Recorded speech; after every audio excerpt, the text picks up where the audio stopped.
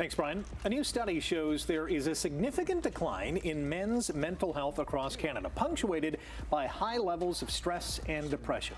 The Canadian Men's Health Foundation says half of men lack sufficient social support systems, and most never seek professional help.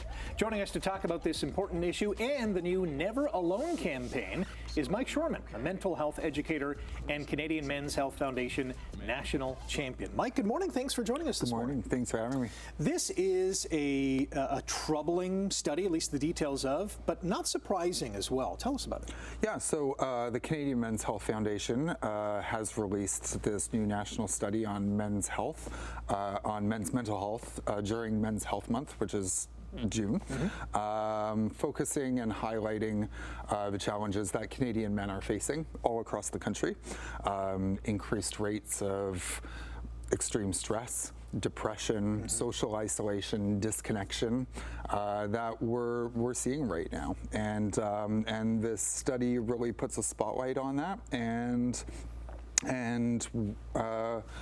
they're providing resources and tools to help combat that. We're going to get to those resources and tools, but I'm going to focus on the stress, the depression, the isolation. Absolutely. Why are we seeing those levels rise? Right, so we're seeing that especially right now because of economic uncertainty, right. You know, threats of tariffs and job uncertainty, and it's you know, with the state of what's going on in the world right now, we're all feeling that, but men are, you know, face increased challenges and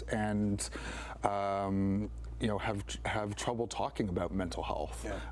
And what they're experiencing with communication. So we're seeing a lot of that right now. In particular, more younger men, aged 19 to 29, 67% say they're facing these issues. Have we nailed down why we're seeing those numbers rise? So we're seeing young men, especially, you know, these numbers reflect, you know, depression and stress, but we're seeing it pop up in specific groups. Young men are who live on their own are at significant risk, yeah. As well as marginalized groups. But we're seeing it with young men because, you know, young men are living on their own. So they don't have social connections, or they don't have you know, mom and dad at home, or a partner, or you know, maybe a roommate, maybe they're living on their own for the first time, so we don't have somebody to connect with and to have conversations with and to help process what they're going through. Right.